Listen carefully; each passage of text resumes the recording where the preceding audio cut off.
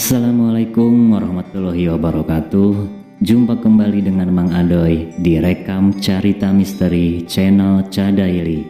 Nah, kali ini Mang Adoy bakal membagikan cerita dari NN dengan judul 6 tahun keluargaku melawan santet.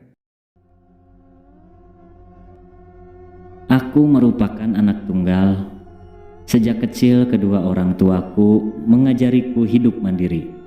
Aku pun menjalani hidup yang tidak mudah karena ayahku seorang prajurit sehingga ayahku sering pergi berbulan-bulan untuk menjalankan tugas negara.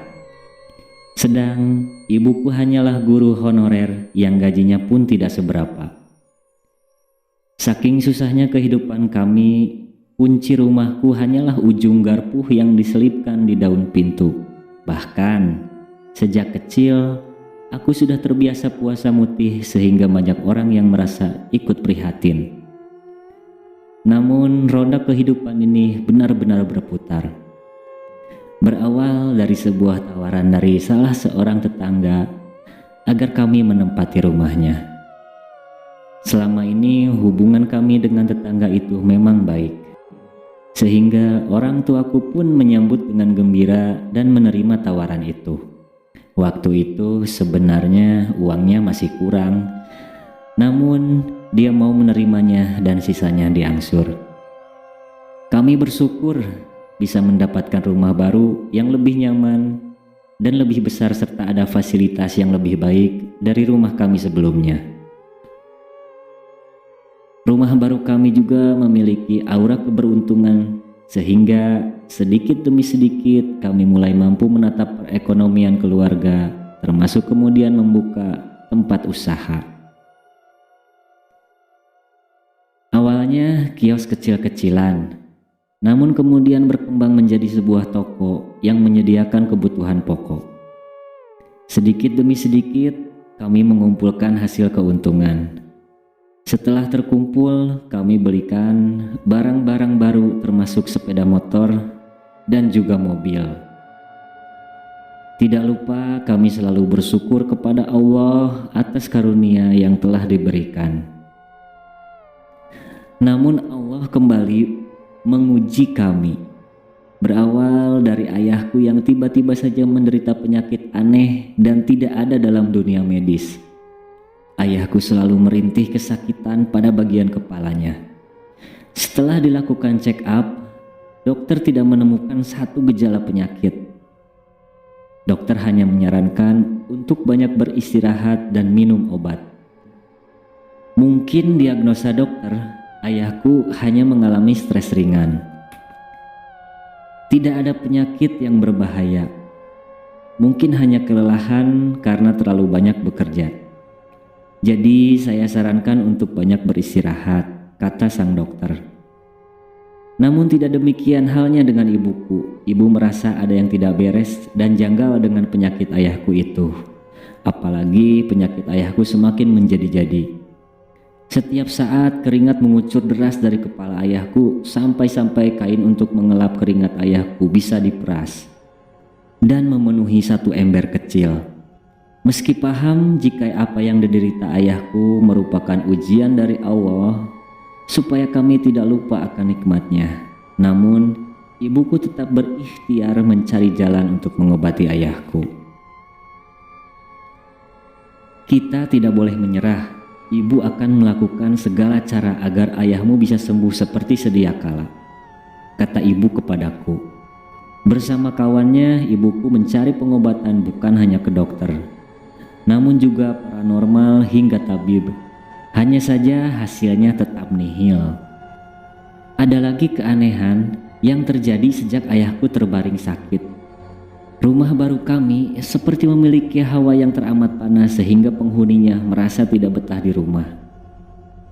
Dan yang lebih aneh lagi, setiap subuh ruang tamu kami selalu berantakan. Padahal kami tidak memelihara binatang dan rumah kami juga tidak ada tikusnya. Kami semakin sedih ketika mengetahui banyak tetangga yang enggan berkunjung atau sekedar bersosialisasi dengan kami. Bahkan mirisnya, ada rumor yang menyebutkan kami memiliki pesugihan. Kami tidak tahu siapa yang menghembuskan rumor itu.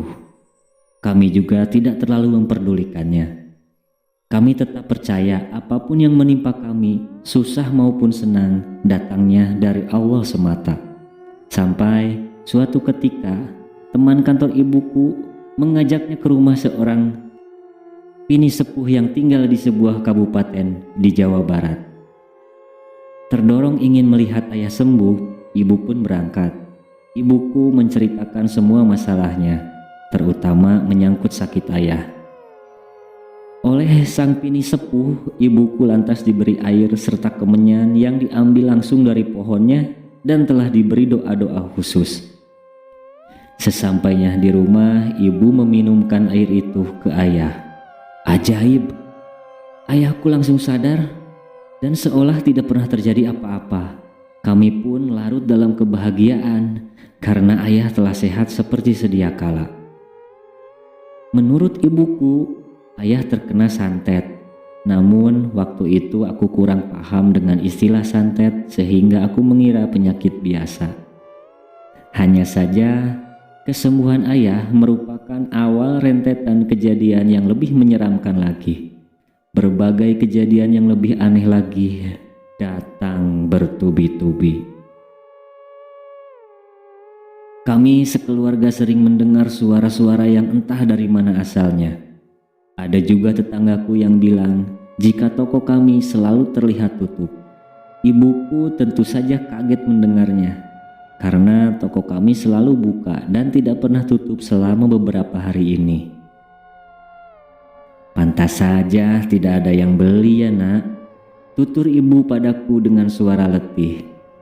Berbagai benda asing juga sering kami temukan di area rumah kami, mulai dari kembang setaman, air comberan, sampai tanah kuburan. Untuk yang satu itu lebih sering dibuang di depan toko kami, sehingga memberi kesan angker. Konon, akibat tanah kuburan itu, banyak dedemit yang sering mampir dan tinggal di rumah kami karena dianggapnya mirip dengan kuburan. Siapa yang mengirim benda-benda itu? Entahlah. Ibuku juga tidak terlalu mengambil pusing akan hal tersebut. Baginya, selama makhluk tersebut tidak mengganggu, kita tidak perlu mengusiknya. Namun, tetap saja, yang namanya makhluk dari alam lain pastinya memberi efek yang berbeda dan memberikan kesan yang tak nyaman bagi para pelanggan toko kami. Pernah terpikir oleh kami untuk mengusir makhluk halus tersebut. Bahkan pernah juga ada paranormal yang menawarkan jasa untuk mengusir makhluk gaib tersebut. Namun kemudian ibuku menolaknya karena tidak ingin melibatkan orang lain dalam urusan kami. Ibu hanya melakukan pemagaran secara gaib agar makhluk halus yang ada tidak mengganggu kami. Memang dulunya komplek perumahan kami adalah hutan belantara. Tentunya banyak tempat-tempat angker. Beberapa penghuni tempat-tempat angker itu mau juga diajak untuk bekerja sama mencari kekayaan dengan tumbal macam-macam. Dulu kami sering kehilangan uang yang ternyata diambil secara gaib. Bahkan ibuku sering memerogoki babi jadi-jadian atau biasa disebut babi ngepet. Apabila babi itu menggosokkan tubuhnya, maka uang yang ada di dalam rumah akan raib. Sebagai catatan, ibuku rupanya juga memiliki indera keenam yang didapat setelah sempat mengalami mati suri sewaktu masih muda. Penyebabnya karena ada yang menumbalkan ibuku, namun nyawanya masih dapat tertolong setelah dipaksa meminum es lilin dan pisang. Sungguh aneh memang, namun itulah kenyataannya. Kini kata santet menjadi sebuah kata yang sangat biasa bagi keluargaku karena sudah sering mengalaminya. Selama bertahun-tahun kami terus mendapat teror santet dan yang sering kena adalah ayahku. Sedang aku alhamdulillah tidak pernah kena dan semoga saja tidak akan terkena santet. Namun ibuku pernah mengalaminya. Pada bagian lengan kanannya terasa ngilu. setelah diobati ditemukan puluhan jarum. Pelet pun pernah mengenai ibuku yang secara sengaja dikirimkan oleh juniornya, yang pernah jatuh hati tapi malah ayahku yang mendapatkan cintanya. Menurut sesepuh yang kini menjadi guru kami berdua ini, hal itu dikarenakan ibuku masih keturunan dari Panembahan Senopati Danang Sutawijaya yang menurunkan seorang kuwu bernama Tondonegoro yang sekarang pusaranya ada di Magetan, Jawa Timur. Roh Tondonegoro yang merupakan kakek buyut ibuku sekarang selalu mendampingi ibuku kemanapun pergi. Ibuku juga didampingi oleh Mbah Joyo Pelet yang merupakan kakek dari pihak ibu. Setelah para karuhun ibu menjaganya, lambat laun keadaan jadi berubah. Dengan asma pamalik yang diajarkan oleh gurunya, ibu mampu menahan serangan Pelet yang sengaja dilancarkan oleh junior ibuku sehingga berbalik menyerangnya. Sehingga dia menjadi stres. Menurut ibu, orang itu sekarang menjadi anggota polisi berpangkat perwira dan berdinas di Jakarta. Namun, kami tetap tegar menjalani kehidupan ini dan terus mendekatkan diri pada Yang Maha Kuasa. Kami yakin teror santet semacam itu tidak akan ada gunanya selama kita tetap ingat dan pasrah pada Allah. Dan alhamdulillah, sekarang teror semacam itu sudah tidak kami alami lagi. Aku ceritakan kisah ini dengan harapan agar bisa diambil hikmahnya.